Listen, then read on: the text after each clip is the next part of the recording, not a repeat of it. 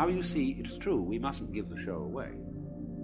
That's why there are esoteric teachings. But on the other hand, there is another opposite extreme, which is not realizing that the show is a show.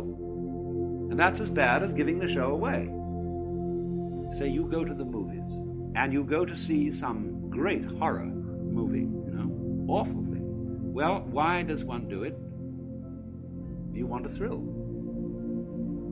And the whole of the universe wants a thrill. That's what it's all about. Otherwise it would be boring. But when you go to the movie, you know in your heart of hearts that it's only a movie. And yet you contrive to some degree to forget this while you're there.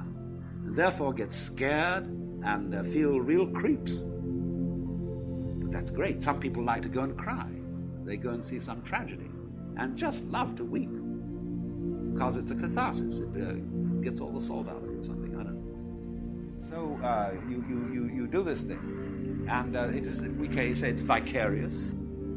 Yeah, but that is the spirit of showmanship, of play. So one might say then that it is possible in this life to attain a sort of metaphysical courage,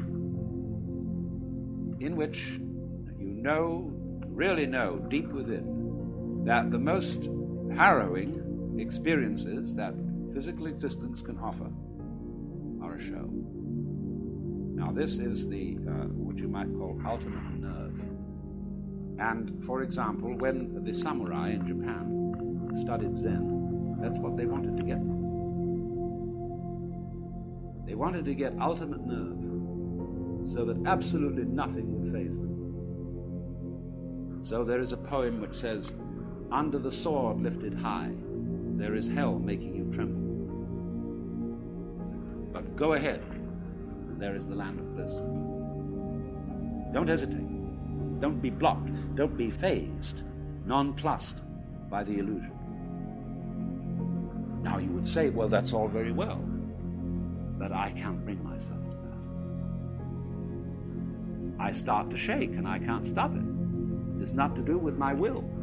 And no amount of gritting my teeth, clenching my muscles, exercising my willpower can get rid of the shakes when I am really scared. That's true. But you must remember that the secret to all this is not to be afraid of fear. When you can really allow yourself to be afraid, and you don't resist the experience of fear, you are truly beginning to master fear. But when you refuse to be afraid, you are resisting fear. And that simply sets up a vicious circle of being afraid of fear and being afraid of being afraid of fear and so on. And that's what we call worry. Worry is simply a chronic condition. And people who worry are going to worry no matter what happens. Because when one possible threat is exterminated, they will immediately discover another. Because worry is an infinitely skinned onion. And you can go on and on and on, because the moment you see, reduce the size of the onion and you get your worry down to about this, suddenly your whole sense of distance and size changes. And because you're looking so intently at this little onion, it fills your whole field of vision and is once again a big onion. See? You start peeling that down. But as you get another little one about this size, then it enlarges itself in your judgment and your sense of values, and once more it's colossal. Now that's always going on. So if you are disposed to worry, there is always plenty to worry about.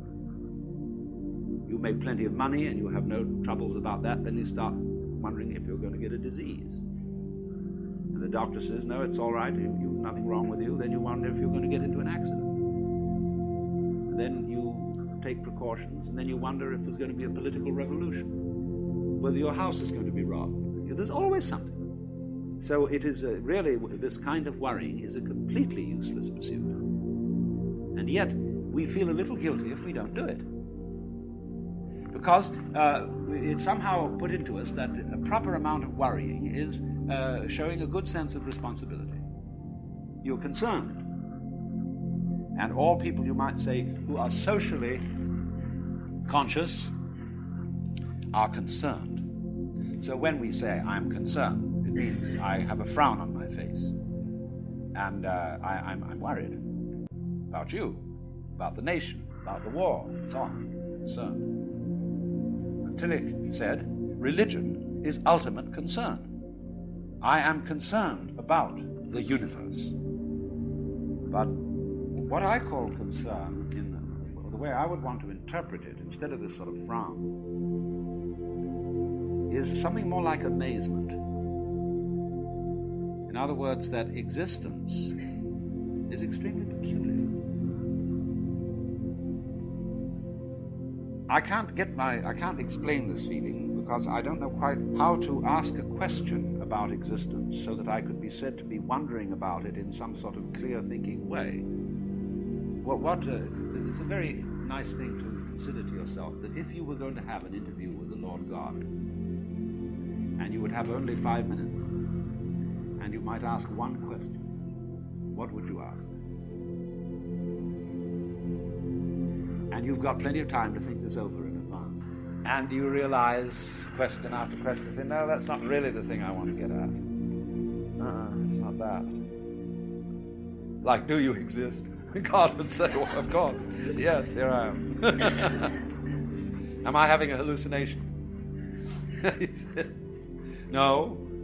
Well, how can I be sure that this isn't a hallucination, you see? And then you reject all that sort of question. And when you finally come down to it, you don't know what to ask. There is a sort of question in your mind, not so much a question as a questioning. A feeling of, it's all unbelievable. It's amazing. I wonder at it. I marvel at it. It is a miracle that there is anything. But that feeling, you see, of the marvelousness of being is what I call, or would want to mean by Tillich's phrase, ultimate concern. It's also love is involved in it. See, that's part of the problem of an abstractionist culture such as ours. As I indicated, we are not materialists, we are abstractionists. A materialist is a lover, and therefore is somebody related to the present. Because, you see, you can't love except in the present. So, if then you try to obliterate fear, the fear that black may win, you're working in the wrong way. To attack a fear is to strengthen it. Because immediately you feel guilty if you don't succeed, or you feel inadequate. But fear is something that arises naturally and spontaneously under certain circumstances, just as you will feel warm if you get near a fire. And you can't go up to a fire without some sort of self-hypnosis and then say, well, I refuse to be warm. There's something a bit weird about that. On the contrary, it is very natural to be afraid. And so if you don't try to knock it down, you don't try to make yourself over into some sort of preconceived idea of what you ought to be, then you're on the track.